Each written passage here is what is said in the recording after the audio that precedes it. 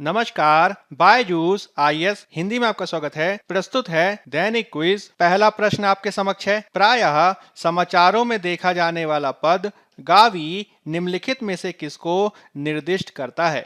विशेष रूप से विश्व भर में कोविड टीके के रोल आउट में तेजी लाने के लिए गठित वैश्विक टीका गठबंधन को, आर्थिक सहयोग और विकास संगठन के दिशा निर्देशों के तहत गठित वैश्विक टीका गठबंधन को, गरीब देशों में टीकाकरण तक पहुंच बढ़ाने के लक्ष्य के साथ वैश्विक टीका गठबंधन को, कि दुनिया का पहला मलेरिया रोधी टीका तैयार करने पर काम कर रहे वैश्विक टीका गठबंधन को। तो जब हम बात करते हैं गावी की, तो गावी को वैक्सीन अलायंस के रूप में जाना जाता है, जिसे सन 2000 में एक अंतरराष्ट्रीय संगठन व वैक्सीन वैश्विक अलायंस के रूप में बनाया गया था, जो दुनिया के सबसे गरीब देशों में रहने वाले बच्चों के लिए नए और कम इस्तेमाल किए जाने वाले टीकों तक समान पहुंच बनाने के साझा लक्ष्य के साथ सार्वजनिक और निजी क्षेत्रों को एक साथ लाता है।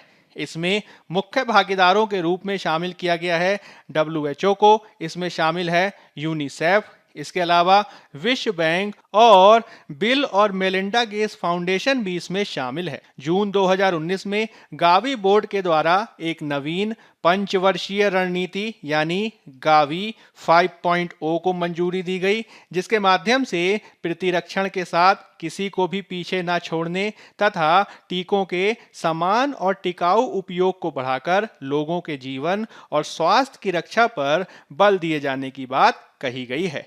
इस रूप में यदि हम गावी के रूप में बात करें तो हमारा उत्तर क्या होगा? यह मुख्य रूप से गरीब देशों में टीकाकरण तक पहुंच बढ़ाने के लक्ष्य के साथ वैश्विक टीका गठबंधन को दर्शाता है, और इस रूप में हमारा सही उत्तर हो जाएगा सी। आज के द हिंदू अखबार में गावी अलायंस की डेप्यूटी CEO का इंटरव्यू प्रकाशित हुआ है, जिसके चलते गावी अलायंस महत्वपूर्ण हो जाता है। अगला प्रश्न आपके समक्ष है।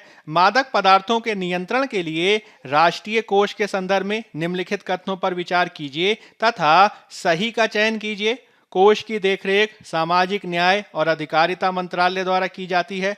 यह कोष स्वापक औषधि और मना प्रभावी पदार्थ अधिनियम 1985 के प्रावधान के अनुसार 23 करोड़ रुपए की राशि के साथ गठित किया गया था।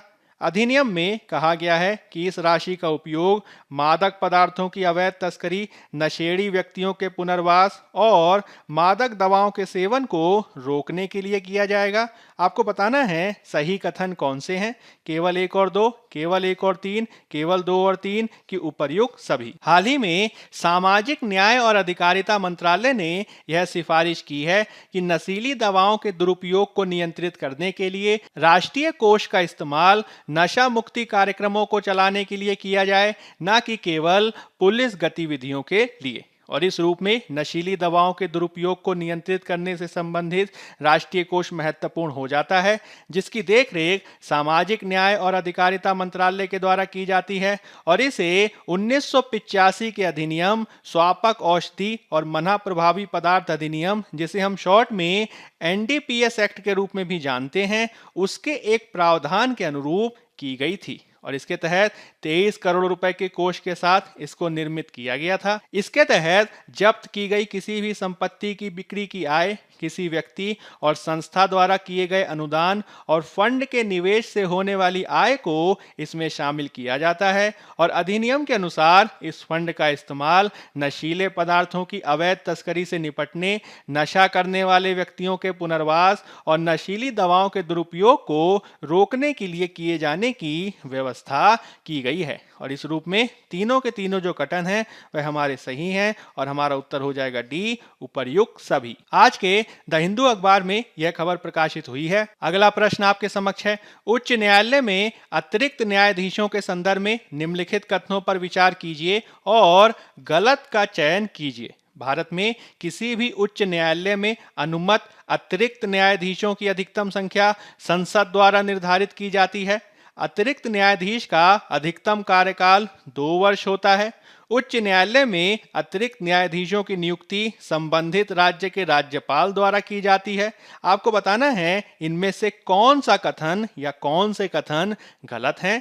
केवल एक और दो, केवल दो और तीन, केवल एक और तीन कि उपर्युक्त सभी। तो भारतीय संवैधानिक प्रावधानों के अनुरूप संविधान का अनुच्छेद 224 अतिरिक्त एवं कार्यवाहक न्यायाधीशों की नियुक्ति से संबंधित है, जिसके तहत यदि उच्च न्यायालय के व्यवसाय में किसी अस्थायी वृद्धि के कारण राष्ट्रपति को यह प्रतीत होता है कि उस न्यायालय के न्यायाधीशों की संख्या में तत्काल वृद्धि की जानी चाहिए, तो राष्ट्रपति अधिकतम 2 वर्ष की ऐसी अवधि के लिए न्यायालय में अतिरिक्त न्यायाधीश के रूप में विधिवत योग्य व्यक्तियों को अतिरिक्त न्यायाधीशों के रूप में नियुक्त कर सकते हैं। और इसके तहत किसी भी प्रकार से अतिरिक्त या कार्यवाहक न्यायाधीश के रूप में नियुक्त कोई भी व्यक्ति 62 वर्ष की आयु प्राप्त करने के पश्चात पद धारण नहीं कर सकता है। यदि हम इस रूप में देखें तो दूसरा जो हमारा कथन है वह सही हो जाता है, और यदि हमारा दूसरा विकल्प सही है तो हमारा ए विकल्प, बी विकल्प और टी विकल्प बाहर हो जाते हैं, क्योंकि आपसे पूछा गया है गलत कथन, और इस रूप में हम केवल सी ऑप्शन तक ही बचते हैं, और इस रूप में हमारा उत्तर हो जाएगा केवल एक और तीन, यानी पहला कथन गलत है और तीसरा कथन गलत है। आज के इंडियन एक्सप्रेस अखबार में एडिशनल जजेस यानी अतिरिक्त न्यायाधीशों की नियुक्ति से संबंधित खबर प्रकाशित हुई है। अगला प्रश्न आपके समक्ष है, गिफ्ट सिटी के संदर्भ में निम्नलिखित कथनों पर विचार कीजिए। यह गुजरात के गांधीनगर में स्थित है। यह एक ग्रीन फील्ड परियोजना है। इसमें केवल व्यावसायिक क्षेत्र शामिल होंगे और कोई आवासीय सुविधा शामिल नहीं होगी। आपको बताना है उपर्युक्त कथनों में से कौन से सही हैं। केवल एक और दो, केवल दो और तीन, केवल एक और तीन कि उपर्युक्त सभी। तो गिफ्ट सिटी, जिसका फुल फॉर्म होता है Gujarat International Finance Tec city, जो गुजरात में अहमदाबाद और गांधीनगर के बीच बनाया जा रहा एक केंद्रीय व्यापार जिला है। इसका मुख्य उद्देश्य उच्च गुणवत्ता वाले भौतिक बुनियादी ढांचे जैसे कि बिजली, पानी, गैस, सड़क, दूरसंचार, ब्रॉडबैंड कनेक्टिविटी को प्रदान करना है, ताकि वित्त और तकनीकी फर्म अपने कार्यों को इसमें स्थानांतरित कर सकें।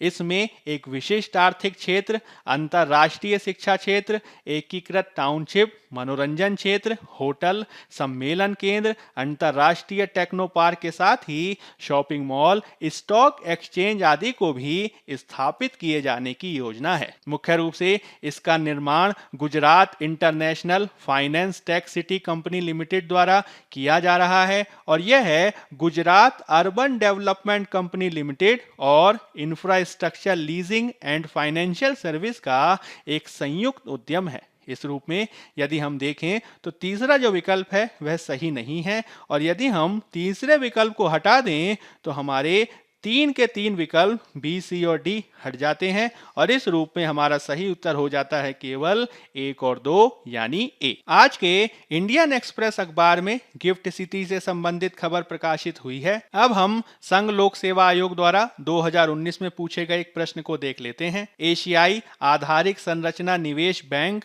AIIB के संदर्भ में निम्नलिखित कथनों पर विचार कीजिए। AIIB के 80 से अधिक सदस्य राष्ट्र हैं। AIIB में भारत सबसे बड़ा शेयरधारक है। AIIB में एशिया से बाहर का कोई सदस्य नहीं है। आपको बताना है उपर्युक्त कथनों में से कौन सा से सही है या हैं। केवल एक, केवल दो और तीन, केवल एक और तीन कि एक, दो और तीन। तो AIIB, जिसे अंग्रेजी में एशियन इंफ्रास्ट्रक्चर इन्वेस्टमेंट बैंक कहा जाता है, ये वास्तव में एक प्रकार का मल्टीलैटरल डेवलपमेंट बैंक यानी बहुपक्षीय विकास बैंक है, जिसका मिशन एशिया और उसके बाहर सामाजिक और आर्थिक परिणामों में सुधार करना है। यह मुख्य रूप से 2016 से प्रारंभ किया गया, जिसके 57 संस्थापक सदस्य थे, जिसमें से 37 क्षेत्रीय यानी एशिया से संबंधित थे और 20 गैर क्षेत्रीय सदस्य शामिल थे, यानी इसमें एशिया से बाहर के भी सदस्य शामिल हैं। और इस रूप में तीसरा जो विकल्प है वो हमारा गलत हो जाता है, और यदि हम तीन को एलिमिनेट कर दें तो मात्र एक ही विकल्प के साथ हम बचते हैं, और इस रूप में बिना और कुछ जाने हमारा उत्तर हो जाएगा ए, केवल एक।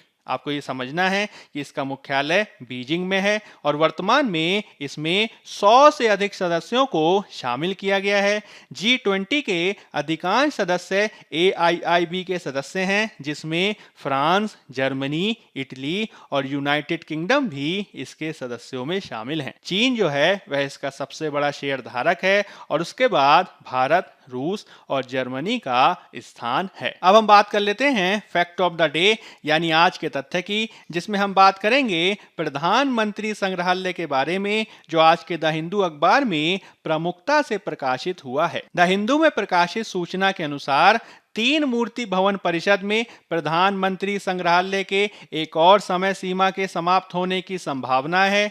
इसके तहत यह कहा गया था कि इसे अक्टूबर 2021 तक पूरा कर लिया जाएगा, किंतु वर्तमान में ऐसा संभव नहीं लगता है, क्योंकि महामारी के चलते इसके पूरा होने में समय लग रहा है और हो सकता है कि इस साल के अंत तक इसको पूरा कर लिया जाएगा। आपको ये ध्यान रखना है कि नेहरू मेमोरियल संग्रहालय और पुस्तकालय के बगल में बनाए जा रहे इस प्रधानमंत्री संग्रहालय को मार्च 2018 में मंजूरी दी गई थी और इसकी कुल लागत 270 करोड़ रुपए से अधिक आंकी गई है।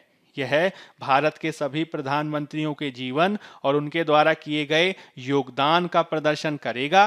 साथ ही साथ इसका मुख्य उद्देश्य आगंतुकों को प्रधानमंत्री के पद पर आसीन विभिन्न व्यक्तियों, प्रधानमंत्रियों के रूप में योगदान के साथ साथ प्रधानमंत्री संस्थान के बारे में बेहतर समझ और उनमें जिज्ञासा पैदा करना है। मुख्य रूप से इसको अक्टूबर 2020 में खोले जाने की योजना बनाई गई थी, किंतु महामारी के चलते इसमें लगातार देरी होती गई है। हालांकि इसकी विशेषताओं में सभी प्रधानमंत्रियों के जीवन पर ऑडियो विजुअल डिस्प्ले प्रदर्शित किया जाएगा, होलोग्राम और इंटरेक्टिव सामग्री को भी प्रदर्शित किया जाना शामिल है। साथ ही साथ इसमें स्मारिका की दुकान और कैफे को भी विकसित किया जाना है। आपको ये ध्यान रखना है कि यह स्थान 45 एकड़ का 3 मूर्ति भवन परिसर प्रधानमंत्री जवाहरलाल नेहरू का लंबे समय तक निवास था, जिसे 1964 में उनकी मृत्यु के पश्चात एक स्मारक और पुस्तकालय में बदल दिया गया था। यदि हम नेहरू स्मारक संग्रहालय और पुस्तकालय के बारे में बात करें तो यह मुख्य रूप से संस्कृति मंत्रालय भारत सरकार के तहत एक स्वायत्त संस्थान है, जिसकी स्थापना 1964 में भारत के प्रथम प्रधानमंत्री जवाहरलाल नेहरू की स्मृति में की गई थी। यह 3 मूर्ति हाउस दिल्ली, जिसमें प्रथम प्रधानमंत्री का आधिकारिक निवास है, उसमें स्थित है और वर्तमान में भारत के प्रधानमंत्री इसके अध्यक्ष हैं। नेहरू स्मारक संग्रहालय और पुस्तकालय के मुख्य रूप से 4 घटक हैं, जिसमें भारत के प्रधानमंत्रियों पर संग्रहालय, आधुनिक भारत पर पुस्तकालय, समकालीन अध्ययन के लिए केंद्र और नेहरू तारामंडल को शामिल किया गया है। बायजूस IAS हिंदी के आज के अंक में फिलहाल इतना ही। धन्यवाद।